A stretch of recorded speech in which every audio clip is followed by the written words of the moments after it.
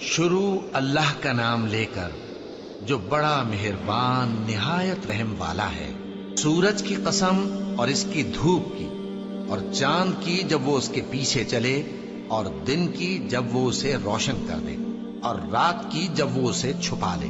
اور آسمان کی اور اس ذات کی جس نے اسے بنایا، اور زمین کی اور اس ذات کی جس نے اسے پھیلایا، اور نفس انسانی کی اور اس کی جس نے اسے درست کر کے بنایا۔ پھر اس کو بدکاری سے بچنے اور پرہیزگار بننے کی سمجھ دی کہ جس نے اپنے نفس کو پاک رکھا وہ مراد کو پہنچا، اور جس نے اسے خاک میں ملایا وہ نامراد رہا۔ قوم سمود نے اپنی سرکشی کے سبب پیغمبر کو جھٹلایا۔